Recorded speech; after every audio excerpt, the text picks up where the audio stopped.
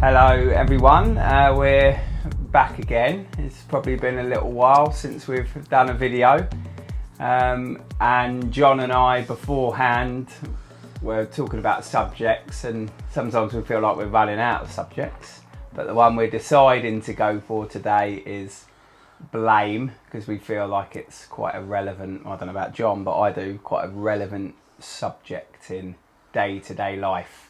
If not externally, certainly internally, I think we could often go around apportioning blame to different people, or to society, or to God, or whoever. So we're going to have a little look at blame today, John, aren't we? Yeah, we are indeed. Yeah, I look forward to it.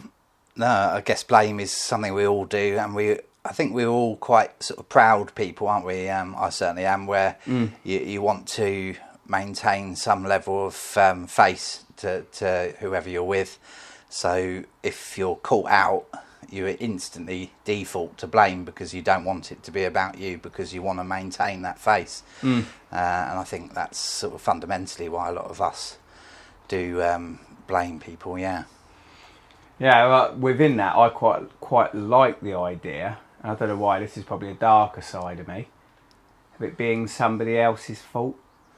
Like, it's not my fault, even if I kind of know it is my fault. Yeah, that's I like the idea of it's somebody else's fault. Yeah, that's right. Even if I'm late for something, it might be like the fault of the traffic on the road. Yeah. Or it might be the fault of, the kids were not putting their shoes on properly, and that's delayed me a little bit. So that's why I'm late. So it's the kids' fault.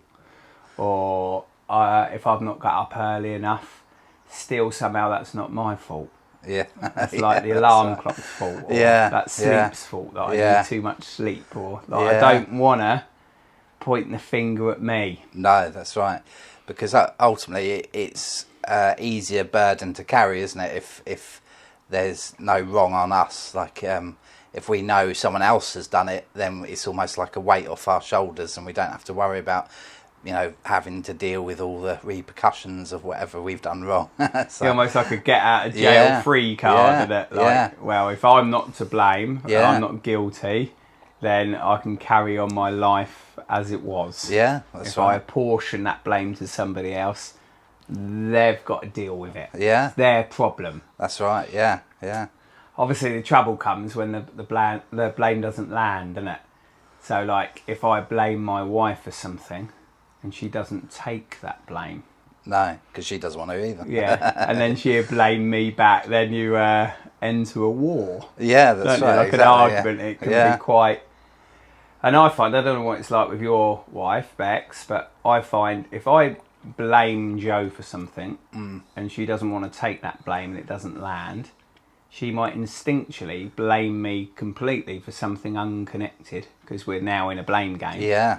Then I'll bring up something that wasn't anything to do with my original blame or her secondary blame, and then I'll blame her for something else. And then suddenly we're having a kind of game of blame tennis. Yeah, that's it. And it can be quite argumentative and quite vicious. Yeah. You can end up ripping strips out of each other.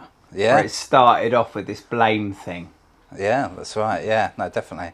I think it's almost like you sort of collect sort of things in your memory over time, like, oh, she did that, I have to remember that for next time, type thing sometimes. What would you say you blame Bex most for? I don't know. If you were to pick one thing. I think I do blame her for criticising me, funny enough, which is basically criticising her for criticising me. It's just probably the thing I've blamed her for, but that was quite a while ago. We don't blame each other very often, I don't think. I mean, I say that, but we probably do. But yeah, I think the last time I sort of remember doing it was sort of telling her that she's criticising me too much and blaming her for that. But and how did it land? Yeah, it doesn't go down well, really. Yeah, but I tend to. I don't know whether this is me just being a bit cocky, but I think I take the blame a bit better than her. Oh, so is it a bit the other way round? But that, yeah, that can equally be a weakness, can't it? Yeah, Like because if it feels like overly own I'm something. taking too much. I don't think she would agree with me with this, by the way. but I'm pretty sure I do just end up just taking the blame for stuff, or I go quiet if she sort of tells me I've done something wrong, like left the kitchen messy or something like that. I just sort of I try not to. You don't defend back unless I get really annoyed over something, in which so you case like I absorb the blame. I try and absorb it, yeah. Then what goes on internally? If there's a mess in the kitchen, John, yeah. it's your fault, you haven't cleared I it sort up. of like, oh, begging, sort of like, just let me be who I want to be, like, and yeah, just that let type me of thing. be. So you go into like a defensive position. Yeah. So you feel attacked by Bex in that moment, and your position is let me be who I want to be. Yeah, and I think I do that to try and keep the peace in general in the house, which it does generally, but I think it does create a bit of an anger cycle in me that sort of is there. So if you absorb too much blame, you then become angry. Yeah, I think so, yeah. Because ultimately, again, it boils down to my pride that I don't want to feel any blame fundamentally in life. I want to get away scot-free with absolutely every bad decision I ever make. That's fundamentally what I want to do. So I absorb the blame and I just try and sort of extinguish it inside. How do you do that bit? Extinguish it inside. I just try to not talk about it. I just sort of like, yeah, okay, Beck, that's fine, and move on type thing. But then it does definitely start a cycle in me, which can erupt at the bad times, I guess, if I am pricked beyond what I can handle. You're storing up anger, aren't you? Yeah. Because I mean, what is it that you're doing or I'm doing? If you're blamed for something and you don't believe you're at fault, but you absorb it, what is it that you're actually doing in that moment? So if I say, John, you were late today, which you clearly weren't, you were early. But if I said, John, you were late today, and you knew you weren't late, but you couldn't be bothered to argue with me. So you said, oh, sorry, Gary, yeah, all right. And then you absorbed my blame. What are you actually doing in that moment? Sorry, say that again. Sorry, my head was just bouncing around loads of things. So if I accuse you of being late, but you weren't late, so I blame you, John, you were late, and just for an easy life, you apologise to me. Oh, sorry, Gary, and you absorb my blame. What is it you're actually doing? I'm not being myself for a start. You're being inauthentic. I'm being inauthentic. I'm compressing. I'm oppressing that feeling of anger in a way that you accuse me of doing something I haven't done. Yeah, it's suppressing it. That's the word. Pushing it down, aren't you? And you're burying it. But in a way, like you said earlier, you're storing it up. Because you can't keep pushing down anger like that. Like it doesn't push down and then end up going out your butthole. Like you push it down and it stores. That's right. Ready to come out. That's it. And that reminds me of when I've previously been hurt by girls and stuff in the past. All I did was, I've got to bury this feeling, and I know from past that's dangerous. And that's where your head went, because you got a bit distracted a moment ago. Did you go on to that story in your head? Where did you go? It was just, I was just thinking about the pressure of me having to sort of think of something. Well, let's go back to that then. So, previous relationships. Girls have blamed you for what? Well, not blame me. They just said they didn't like me. So that hurt, and then I pushed that down. So it's not blame, but it reminded me when you said about pushing that anger down, pushing feelings down. What does it do? I guess the question that came to my head was, what does it do when we push anything that's negative down within and we suppress it and we don't let it out? That's got to be a bad thing, I think. It's almost like that coiled spring, isn't it? So the more you push down on a spring, once you let it go, the more force you push down, that's right, the more it's going to spring up. Exactly, So when you sometimes release a feeling. So something happens and you absolutely flip out and you think, oh my God. Yeah. Like that doesn't fit the scenario. No. Like I've had an extreme reaction there to something very, very small. Yeah. That's evidence of suppression. Yes. Yeah. Because like, let's say, I don't know, my trainer just slipped off like that. I'm like, for God's sake! Yeah, that's it. Yeah. Like, yeah. well, that doesn't fit that situation, does it? No, that's right. So that means there's evidence of suppression. Yeah. I know. I notice. Yeah, exactly. Well, sometimes I go around suppressing stuff, and then I'm brushing my teeth, and the toothpaste doesn't come out, and it's like the last straw or bang. something, and it's like I can't believe this. And like I don't. I Do you try. lob it? I actually suppress that feeling, but I want to lob it. Yeah. Yeah. So I do. Tense. I'm fairly controlled, but it's still. It just shows you how much anger's just ready to be pricked, doesn't it? Really. And the same is true of blame, because it creates anger in me when I get blamed for something. It's like, but it wasn't me. Certainly. But you don't say that bit. But it wasn't me. No, that's you it. suppress that. I suppress it, and sometimes it is me, and That's different. That's different. But equally, I still don't want it to be me, so it's sort of like a different suppression. But I still have to suppress an anger that I don't really want to feel, but I do feel because it was me. Yeah, I've you done were guilty. it. Yeah. But I guess what you're doing in that is you're still suppressing even that. So Yeah. I guess what you could do if Bex blames you out for something like, oh, the kitchen's messy or whatever, and it was your role Yeah. at the time, and you think, oh no, I'm guilty. Yeah. And she blames you. What you could feed back to her is that, yeah, I know it's my fault, but I still don't want to be blamed. Yeah. Because it has this weird reaction in me. So like you're still talking it through with your partner. Yeah, that's you're right. owning it Yeah. as your fault, but you're still talking through a process. Because if Yeah. you don't, you can still suppress that. Yeah, that's right. Yeah. I think it's hard to talk through that process, though. Do you try and do that, or is it one of those inevitably, things?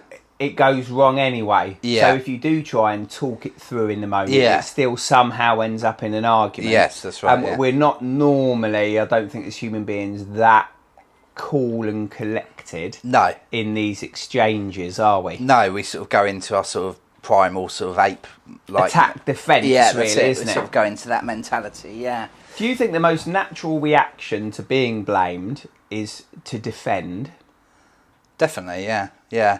The best form of defence is attack as well. So you've got some people who go into attack mode once they're blamed, because which is basically what you're describing, I guess, where you start the blame game and sort of bouncing back, because ultimately you're defending yourself through attacking. Yeah. And So, what happens if we don't blame at all? So like if the opposite happens in a relationship, so if I own my thing that I've done wrong before I'm blamed, what happens in the relationship? So let's say Jo comes back. One of her things she absolutely hates is clothes being left down the side of the bed. Yeah. I do it all the time. yeah. So if before she blames me for that, Yeah. and like it's my problem, it's my fault. Yeah. What if I own it before she blames? So what if I say, just any moment randomly throughout the day, I'm a right old messy piece of work, and I leave my clothes down the side of the bed all the time, and it must really piss you off. Yeah. I'm completely and utter slob, and Yeah. what happens? Well, I think the trouble is it's all good, but then you feel like, first of all, you've eaten humble pie, and their perception of you hasn't really changed that much. Although it does mean that you're not going to go into an attacky thing. At least Your relationship to yourself has changed. Yeah. Not with it, and you're right. The other person, you might just be confirming their negative narrative about you. Yeah. He is just a messy slob. Yeah. But the suppression stopped. Yeah. Yeah. You've at least brought it out, haven't you? Yeah, that's it. Yeah, And you can get angry with it. I'm so angry with myself that I'm so messy. Yeah. It annoys me. But ultimately, the trouble is you still want to. I can guarantee, even if you do that, you still want those clothes on the floor. Yeah, I'm still going to do it. Yeah, I'm you're still going to do it. Yeah. So what's the point in that? Is where my head Well, goes. like it clears out the suppression. Yeah, But then the trouble is the other person will expect you to want to change, won't they? But you could say that in the middle of it. I'm not going to change. I'm not going to change. I'm still going to leave it, and it's still going to piss you off all the time. Because then what you then move into, which I think is all around this blame, taking on responsibility, ownership, which is, I think, what every human being absolutely craves is acceptance. Yeah. So I want Joe to accept me, warts and all. Yeah. That I leave my clothes down the side of the bed. I know I'm messy. Yeah. I don't particularly like that about myself. I'm not going to change because I just haven't got the willpower or the motivation or the desire to change, even though I don't like it about myself. Yeah. And we're not capable of that much change anyway as human beings, are we? No. But what I crave more from Joe, I don't want to be blamed for that. I know it's messy myself. I want her acceptance. Yeah. I want her to be like, put her arm around my shoulder in bed, like, and this might be a bit unrealistic, mightn't it? Just give me a little cuddle, like bring me in and just say, it doesn't matter. Yeah. No, it's just a bit of mess. Yeah, that's it. I think where my head goes is I do need to change. So unlike you, where you're like, I'm not going to change. I literally tell myself Beck needs me to change, so I will change. Yeah, and I do go there. Yeah, but you get worn out from it, don't you? Because I think over a process of time, you realise that even the smallest things are very, very difficult to sustain. I remember a conversation with Joe. Like, we got into this subject of how I wanted her to change. So there were a list of things that I wanted her to change in. She had a list of things she wanted me to change in. We decided that we were going to commit to this thing. Yeah. And I just needed to pick one thing on the list, which was make the bed. Right, yeah. Right, and I think I lasted about 11 or 12 days. And I know there's this thing about, like, if you do something for 21 days, you can, like, rewire something within your mind to create a new habit, and then you've got it. I'm not sure I believe in that,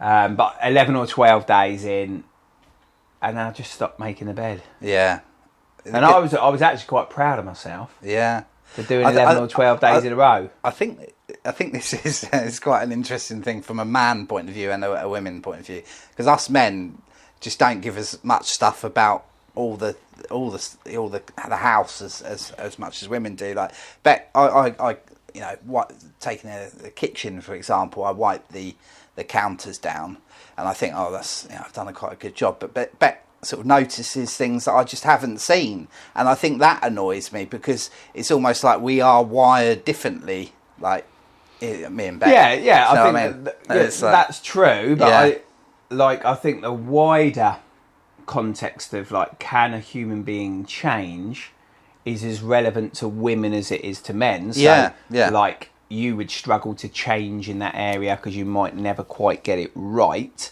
Yeah. But, like, that might not be Bex's thing. She might be more wired up that way. So for Joe, there's no point in me challenging on her on her messiness. She's very, very tidy. Yeah, that's right. Yeah. But if I say to her, go 24 hours without criticising someone. Yeah. And that's how I want you to change. Yeah. She might keep that up for a day or two. She can't do it. No, that's it. Yeah. Can't do it. So that's her thing. Yeah. That's the thing that I want her to change. Exactly, yeah. Yeah. But is it my job just to accept Joe? And Joe's job just to accept me? Or can we change for each other? Is it possible? It's a very good question. I know that change is a lot harder from experience. We give it a go, don't we? Give it a often go. It's not sustainable. It's the consistency. Anyone who does things consistently, I sort of hats off to them, really, because it is that is the hardest thing about anything, like the gym, eating food, good healthy food, not criticising, making the bed, is doing things consistently. And almost we need to encourage each other along the vein of good consistency. But I think a lot of the time we try and change out of fear of another person, don't we? Or anger. Yeah, and that's not going to keep us going. We're going to try and please them, so we're going to try and change.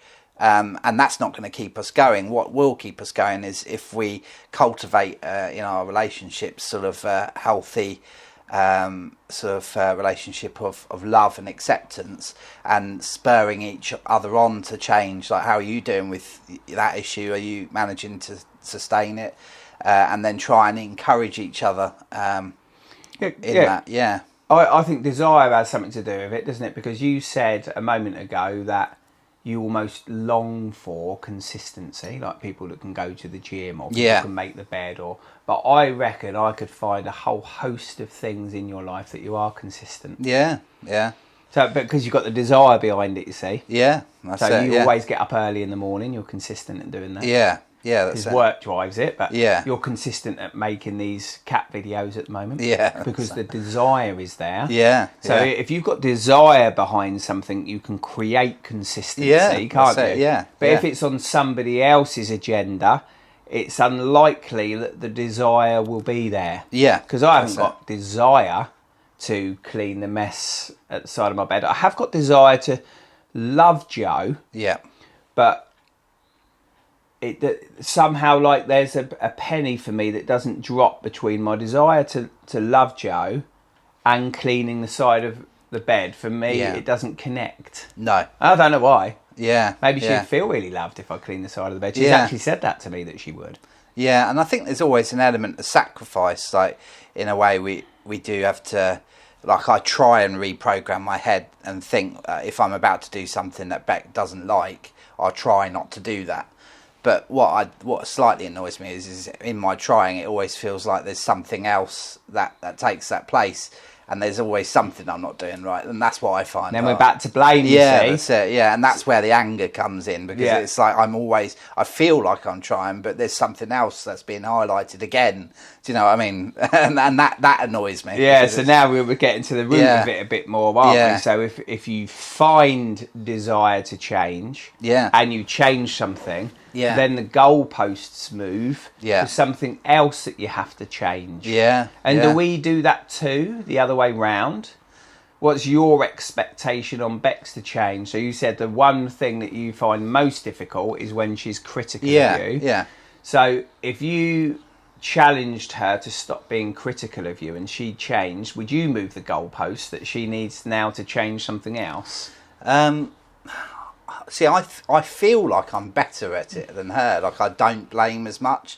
Like, in a way, I feel like I'm a bit more chilled out than she is. Like, that's going to go down well when she watches this video. I know, I probably won't want this out like now. Like, I've probably killed the video now. It's like, so this was going to be public, it's not now. And I'll be a dead man, like, in a graveyard somewhere next week. No, she's not like that. I'm sorry, Beck. Right, anyway, so... don't blame me. Yeah, don't blame me, No, I do feel, though, like, I'm a bit more relaxed. So you blame less. You feel like you blame less. I feel like I blame less. Yeah. I mean, she probably wouldn't agree with me though. But I don't know. I can't think of where I blame really. I'm quite accepting of her. Really. I feel like I am. I don't know whether she would agree to that or not. So who do you blame then? I do blame. Or are you like a perfect human being? Well. I'm not a perfect human being. I've always been a good little boy. Like, that's just, so I don't feel like I try and ruffle feathers that much, really. And so I don't. But do you internally blame? I blame myself, I think, is where I blame. Yeah, because if I put all our videos together and all our counselling sessions, I would say that is 100% true. The amount of times you've sat in here and blamed your left side, or today you were blaming yourself that you sweat. I blame myself like that every time we meet, don't we? It's all the time. Every single time we've met, I literally blame myself like that every single time we meet. When I'm setting up the cameras, in particular, because my body doesn't work and I sweat and I'm feeling incapable, so I blame myself, and that is like I'm absorbing my own blame, which of course is suppressing something down there, which can't be healthy. So, and if you let that anger out a bit more, and I know we've spoken about this, haven't we? Like, so when you're setting up, if you allowed some of that anger out a little bit more and you didn't suppress it, what would that look like? Well, I think I mean, in the past, in the anger podcast we did, I've screamed, which was it feels quite releasing, wasn't it? Yeah, I don't really want to scream because I've got the door open and Yeah, stuff. Yeah, but like if but maybe yeah, it's not a significant release as No. that was, I thought that was a great session. But as you're just setting up the camera, it might not feel as extreme as that scream. Yeah. But if you did something else, how might you release that coiled spring? I don't know. I think in me telling you about what I'm feeling is helpful. Yeah. Which you did actually. Yeah, you were I was speaking trying through to. it as you were setting up, weren't you? But what it does to me is it knocks my pride. It's like eating humble pie because I don't really want to tell you stuff. I want to look strong and confident and like. So we're into image Yeah, now, aren't we? we're into image, and So you ultimately, I present a certain image. Yeah, I want to present a fit, healthy man. Is what I want to present, but I've got no ability to do that. So yeah, and that's a crushing feeling. And that's why I blame myself, which equally locks me down and stops me doing things well. It's like a vicious cycle. The more I blame myself, the less I can do stuff. The cycle just goes on. The less I do stuff, the more I blame myself. So it's just like I continually doing that.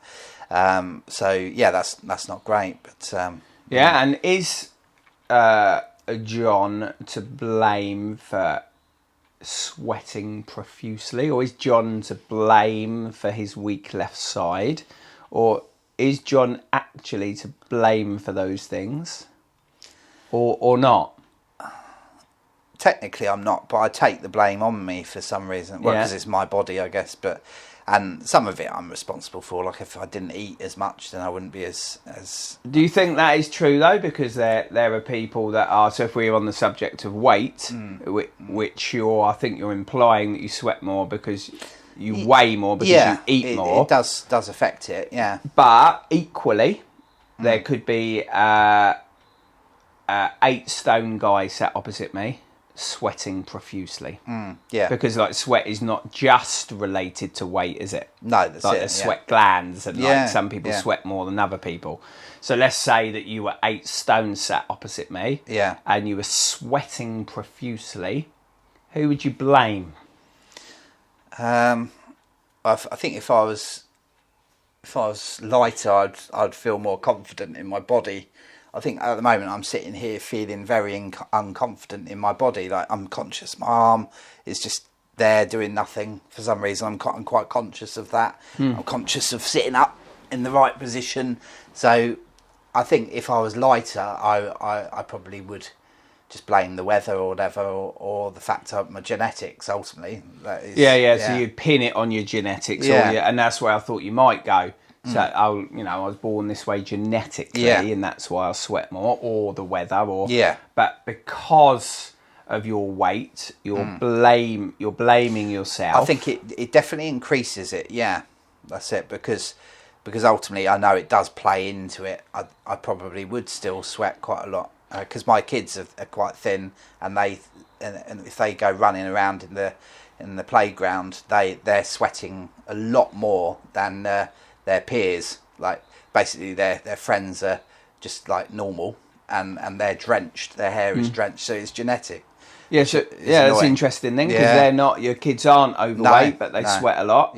So that's quite interesting. So maybe it hasn't got to do with your weight. I think it is genetic, really. And what about your left side? Because I think that's a bit more obvious, isn't it? So to me, let me be really provocative to you, because you've sat in these sessions before and blamed yourself for your weak left side. So if a disabled person was sat opposite you, would you point out their disability and say you're to blame for that? No, I would. But that's what you do to you. Yeah, that's right. Yeah. So what if in our next session where we're talking like this, we invite a friend who has a disability in? Yeah. Are you going to sit there and be like, it's your fault that you can't walk. I'm blaming you that you're in a wheelchair. Yeah. It's your fault. You going to do that? No, I wouldn't do that at all. I would. I mean, it just sounds dreadful, doesn't it? But but you do it to you. Yeah, I'm doing it to me. Yeah, and just shows you how poorly I treat myself. Really. Yeah, and that level of blame. So I would say I blame myself for plenty of things too. Yeah. But I think I'm in a habit of pushing my blame out, which is equally not healthy either. Yeah. I probably blame society or God or my wife or people too much, and don't blame myself enough, I don't think. No. Because I think that there's a healthy amount of like ownership in blame, isn't there? Like, that's my fault, I'm putting my hands up. Whereas you're almost the opposite to me. Yeah. Like, all of your blame is drilled in internally, isn't it? Yeah. It's my fault. I think I've always taken the stance for some reason that I want to take on the world's problems. And it's your fault, is it? Yeah. You want to take on the world's problems? Almost, yeah. What do you mean? If someone's treating me bad at work or something, I'll try not to think that they've done anything wrong. I'll try and adjust to whatever they want me to do.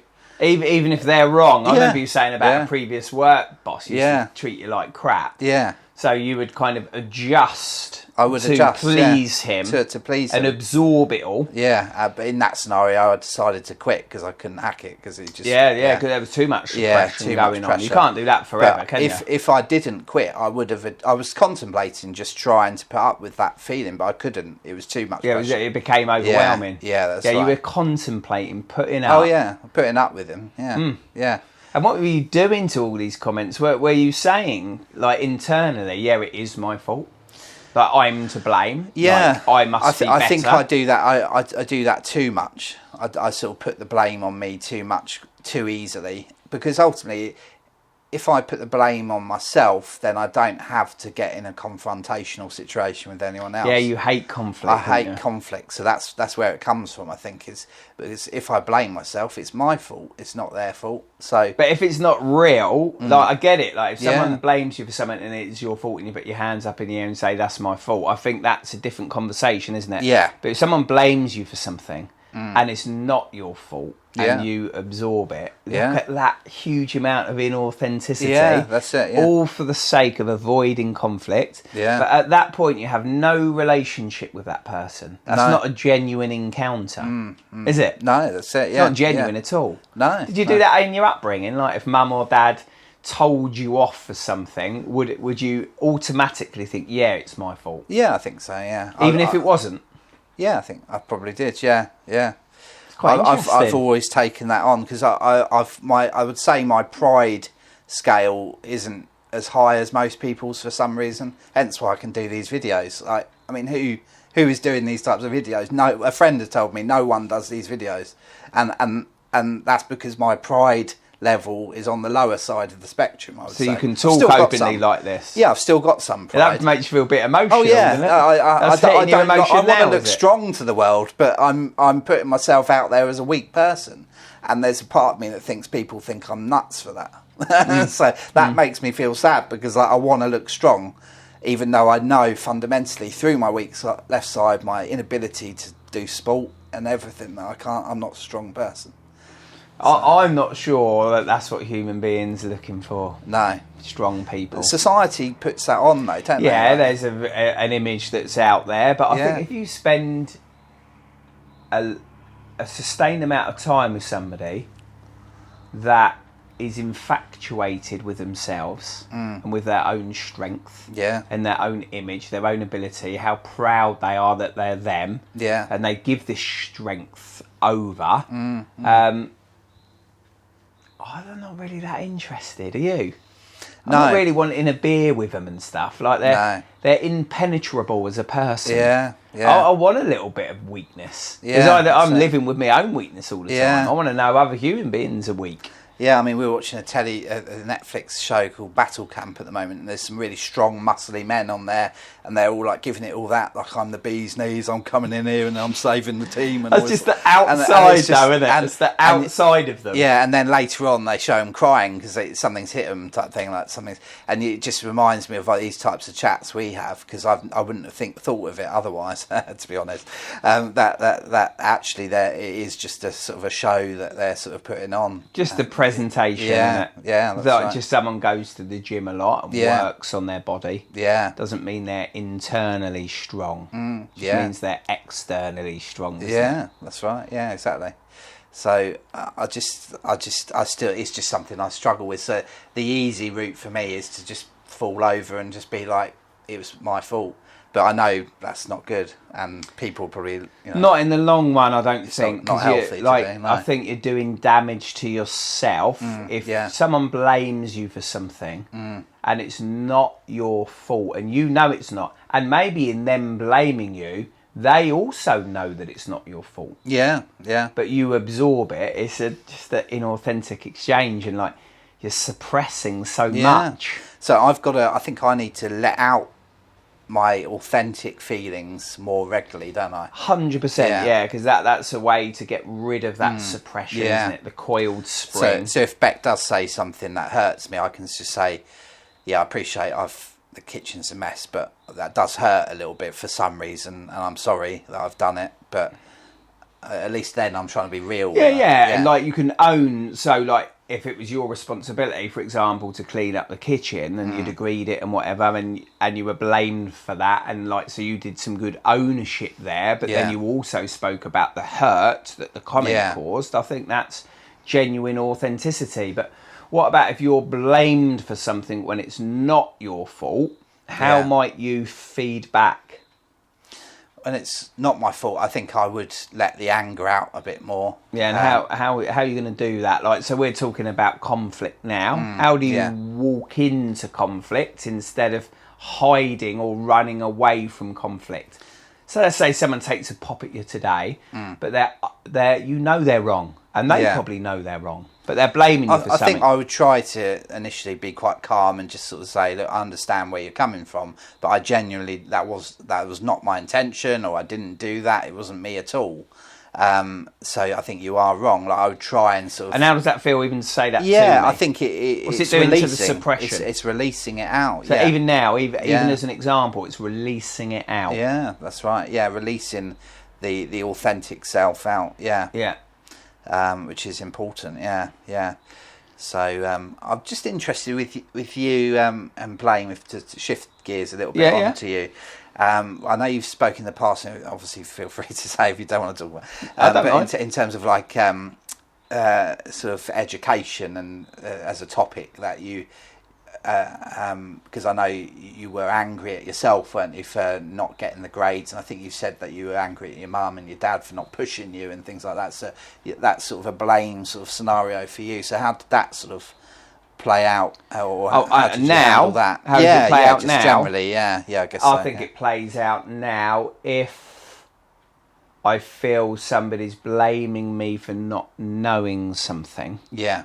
It creates a reaction in me, and sometimes I suppress that reaction through fear of being judged. Yeah. Oh, he's not clever. And then other times, like with your work boss, and I'm unable to carry on suppressing. So I'll give you two examples. I might have shared these ones before.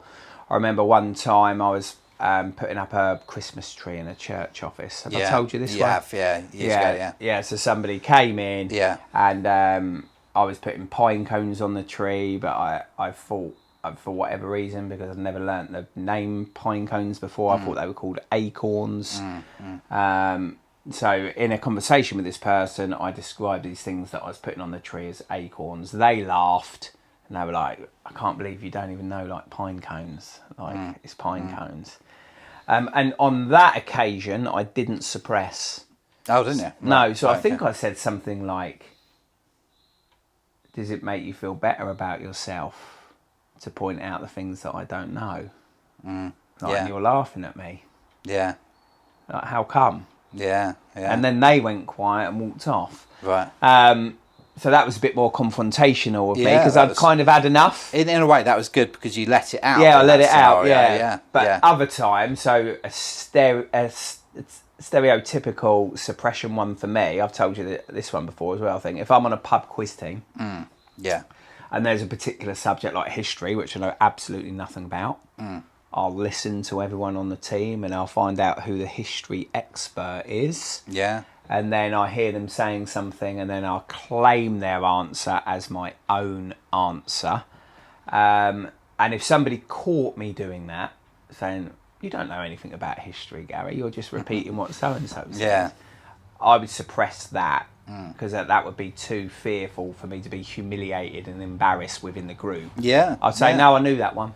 I just so happened to know that one. Yeah, I don't know much about history, but I knew that one. Yeah. And I'd cover it up. Yeah. And a lot of both those scenarios are about pride, aren't they, ultimately? That you want to save face, right, you want to look strong, but in an intellectual way. So in a way you experience the same sort of thing as me, but more from an intellectual for you it's like your left side, Yeah. it's your sweating, Yeah. it's your consciousness about your weight, and blaming yourself. And for me it's about anything that kind of links with education and lack of knowledge, because I did really poorly at school. And that's where, if somebody knows that, they can put that needle in when they're blaming. So with blame, once you get to know someone, you know effective blame. So like you can blame Bex for something where you know you can hurt her. You can have a bit of needle to it. And she could do the same to you, because like we get to know each other. So we know that there are particular areas where we can blame the other one. It's like I know that if I called you an idiot, that would really we've done that before. That's right, So obviously I wouldn't do that because I don't think you are. I think you're very clever, actually. I think there's it annoys me with school, really, because I think there's like this whole sort of pressure to be academic. But academics isn't intelligence. I came away with 5 A's, 5 B's and 1 C. My wife got far worse results, but I would say she's more intelligent from a worldly point of view than I am. Like, I'm quite naive. See, I can't quite absorb that or believe it just because of my journey. I remember once someone saying to me, all school is whether you've got a good or a bad memory.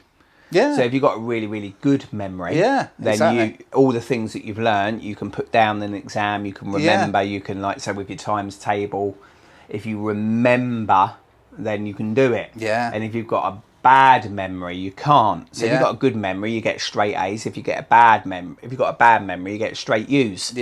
But when they said that to me, part of me thought, that might be true, but I couldn't fully believe it or absorb it because I'm insecure in that area. And does that insecurity come from blaming yourself, I wonder? Like, are you blaming Who do I blame over that? When I look at it deeply, like my supervisor did some of this stuff with me in counselling, and I brought this up with her, and she said, right, okay, so if you didn't commit yourself to education at the time, to learning, to memory, to trying to do well in your GCSEs, what were you committing yourself to? And I was like, my friends, relationships, sport. So she's like, well, if we can send you back in time, do you want to commit to getting those straight A's? You can. Or do you still want to commit to sport, relationships, socialising, or whatever? Like, if you're going to choose between the two, like you might be able to choose both, but if you had to choose between the two, what one are you going to choose? And I was like, I'll go back and do the same thing. That was quite a relieving feeling. That's good. And like now, I think I'm quite good relationally, socially, quite good at sport, and they're the things that I committed myself to back then.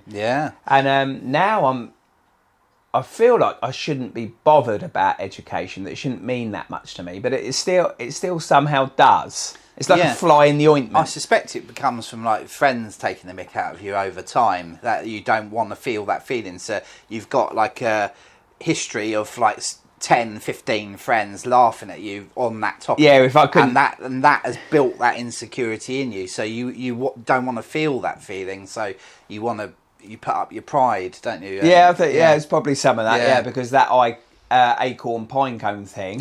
Even though I reacted a bit confrontationally, it did really hurt. My feelings, and I went away thinking, you're so fit, Gary. How come you don't know that? And yet, if that person said some bantery stuff at you, because it sounded like he was just doing it from banter.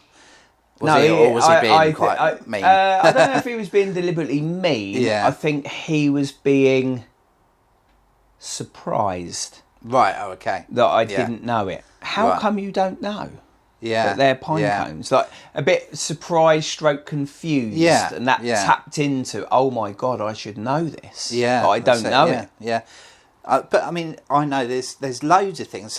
There's loads of things I've come across for the first time in my 30s and stuff like that. So I know that it is a thing. Like, so I don't think you technically should have been worried about it. But what it was doing was it was pricking that insecurity that was already there. Yeah. And I guess it's all to do with, like, I guess where we can reconnect how you feel about you and how I feel about me. Yeah. Like, I think at the core of these things are to do with not valuing ourselves enough. That's where it reconnects again, doesn't it? Because if I valued myself enough, then these things wouldn't land with such pain. And for you, if you valued yourself enough, these things wouldn't land with such pain. No, So I think that's where it reconnects again. And each human being's got their own thing, haven't they? So for you, it might be your weak left side, it might be your sweating, it might be your weight, and that's where you concentrate. Just to say that story of the acorn, by the way, makes me like you more, actually, because it shows that you're not a strong person. Well, there you go. We're back to where we were earlier. I know I've got weakness, and you demonstrate a little bit of weakness there, which was not really weakness. But that's the point of connection, it draws isn't it? me to you. Because, and this is where we were earlier with your thing about saying about the strong image. Yeah, that's right. Which isn't true. No, that's right. Yeah. So if I only ever gave you strength, we wouldn't get that connection. No, we would put apart, and I guess strong people often find that they might have a lot of attention, but not necessarily depth in relationship. Because, and they're competing. So a strong person competes with another strong person. Like if we're talking about the gym and someone's working out and maybe they're quite pleased with their body and they're quite muscular. I bet you 9 times out of 10 they're looking in the mirror at somebody else that's doing some weights, and there'd be a bit of competitiveness, a bit of comparison, and really it's just that's your outside. It's not really important, is it? Like, it is important. It has some importance, doesn't it? But it's not the whole. It's not who you are. It's not the whole picture. No, that's right. Yeah, exactly. Yeah, and just to go off track a little bit, going back to academics as well, it annoys me that there's so much pressure in school to be academic. Ultimately, if you're academic, you do well in school, and then you're released into the massive wide world. You haven't been told how to manage your finances and a mortgage. Iron a shirt, sort of. Save money. You haven't been told the practical stuff, but don't worry, you can do quadratic formulas, which you'll never use again. I mean, to me, that's just insanity. But I know I'm going off on one. But maybe that's grounds for another that's chat it. Yeah, through. but the reason why I say it though is because I don't think you should be worried about the academic side of stuff, because that isn't intelligence, definitely not. I appreciate that what you're trying to do is rescue me, encourage I'm not, though. me. I'm just saying what I think. I don't actually care about that. I'm genuinely saying that is just what I believe. But I feel the same. About your left side. Do you know what I mean? Like I've got no desire to rescue you, but I want to say to you, don't worry, John. Like, it's okay. There are plenty of people in the world that limp. There are plenty of people in the world that are disabled. There are plenty.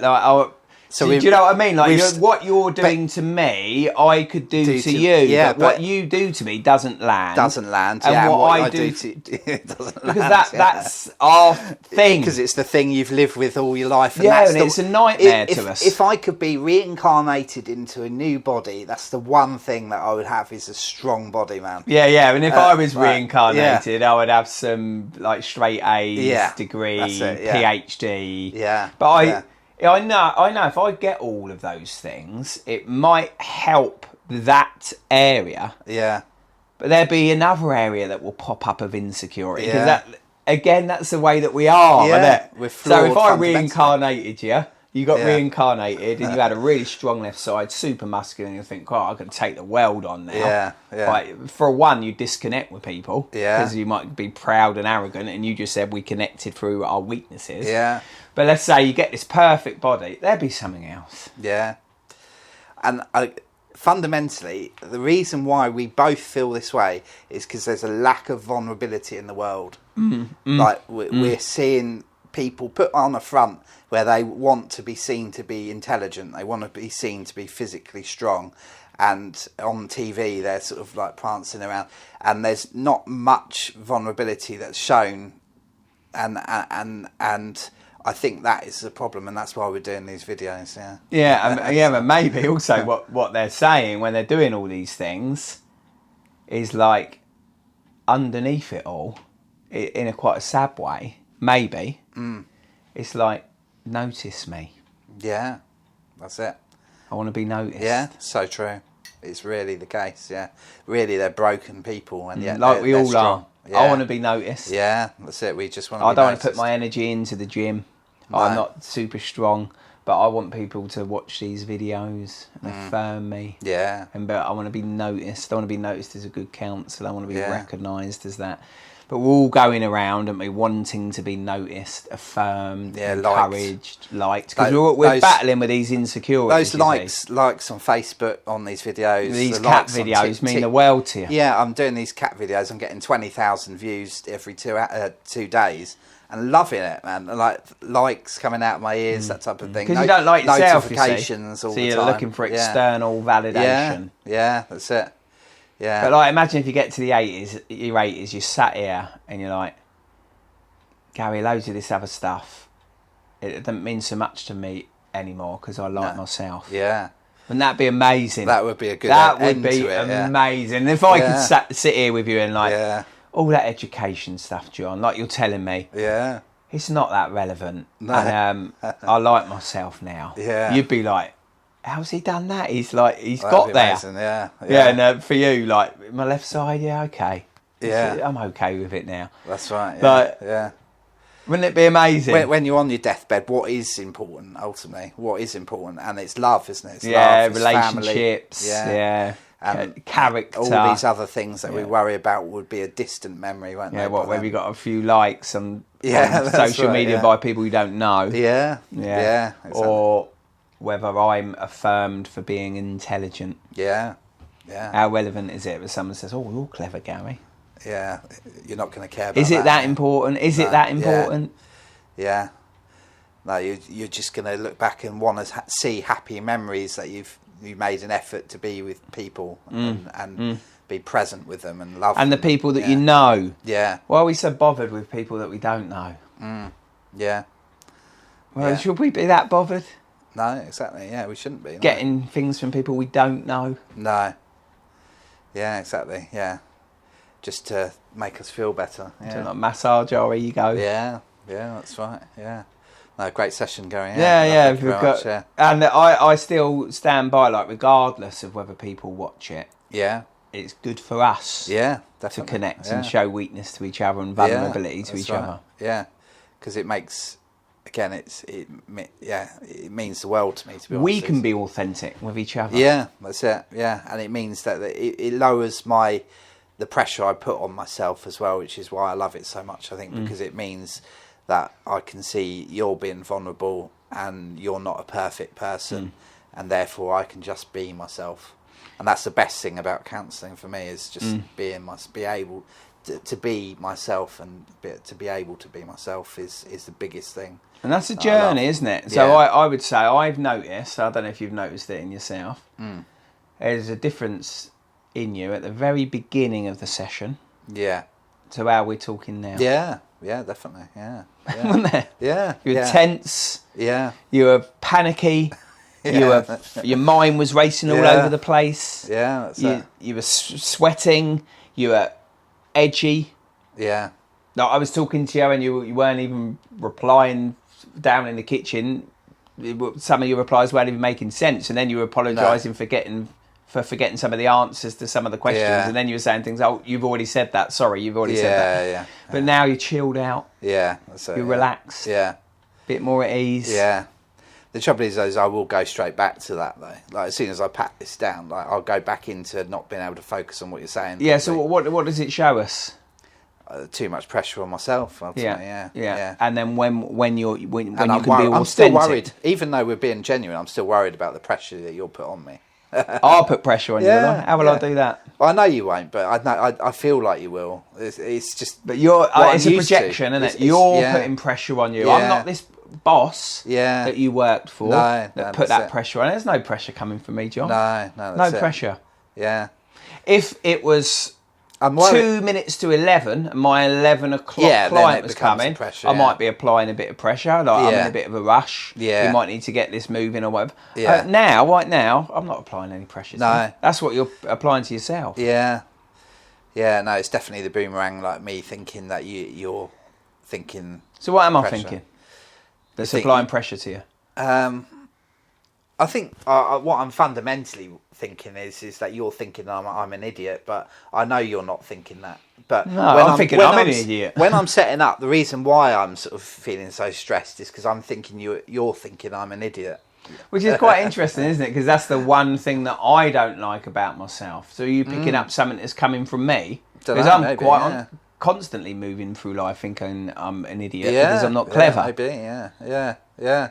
So I'm certainly that would be one of the things you. I really never think about anyone because I think about myself. Yeah. So I don't think I bet you don't go around thinking, oh, you got a weak left side, you got a weak left side, because that's what you think about yourself. Yeah. So for me to be thinking that you're an idiot as you're setting up is so far from the truth. It's unbelievable. Yeah. Yeah. That's right. Yeah. So far, I promise you. Yeah. Yeah. No, that's it. So, no, that's it. But yeah, no, great. I feel sorry for you when you're setting up. You might not like me saying that, but because I want to see feel that you're strong, panicky and you're sweaty and you. I know you feel sorry for me, but that annoys me in a way. Yeah, I know, and I said it might annoy you. Yeah. But it doesn't come with an idiot. I want to look strong. That's the problem. Yeah, it doesn't come with an idiot feeling though. No, it comes that's comes with compassion. Yeah. That's it. I don't think there's anything that can stop me feeling that way though, because I will get up from here and feel like that. Yeah, straight instantly. away. Yeah, as soon as I move, I feel incapable. So sad, John. So really, I could do with just sitting down forever and I'll be fine. That's so sad to say that. Yeah, I know. As soon as I move, I feel incapable. Oh yeah, definitely. Because I'm instantly aware. Like this hand can do all this. This hand is like not that's as fast. Me doing the same thing as this. Do you know what I mean? So you can see how much I'm doing. It's just so I'm instantly aware of that, and that really annoys me straight away. But it doesn't annoy me. No. And the thing is that you're thinking that I'm thinking this. Yeah. So it annoys you. Yeah. Which is fine. Yeah. Like there's plenty about myself that annoys me, which is fine. You'll let me be annoyed at myself, and I'll let you be annoyed at yourself. Yeah. But I'm not annoyed at you. No. I didn't even know that hand moved at less speed than that hand. Yeah. I thought it was just your leg. Yeah, I didn't know it went all the way up. Didn't know that? No, I thought it was just your leg. Oh, it's my whole side. So how on earth am I going to be thinking that? No, I didn't even know. Oh, okay, we didn't know. Yeah, well, there we are. Yeah, but I think it's because I'm aware of it of myself. I'm boomeranging. Yeah, it's the boomerang. Yeah. Basically, we've covered all our podcasts in one session. Basically. Yeah, we started off with playing. We've gone down the houses, but I like it when we don't tie ourselves down. No, that's it's right. It's good for us. I don't know what it's like for the viewer, but it's good for us. I'm not saying that we shouldn't have done it. I'm saying that it actually all marries up in some way, like. A lot of these subjects together, connect, don't they? Yeah, don't that's they? Right. Yeah. Because we're talking about the core of who we are, so all of these things connect back into us. Is that one of you?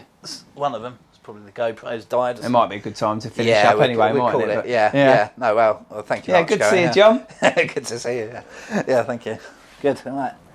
I'll try and stay chilled. The trouble is I'm pressurising myself to yeah, that's the other thing, chilled. isn't it? So don't do that either. No, that's it. Pressure yourself to feel chilled. Yeah, but just know that I'm not thinking negative thoughts towards you. No, that's you it. You can think of them yourself if you want. Yeah. You won't be doing yourself any favours, but you can do it. Yeah. But I'm not doing it. No, that's. Thanks ever so much for listening in. Remember to hit the follow button to stay up to date for latest episodes.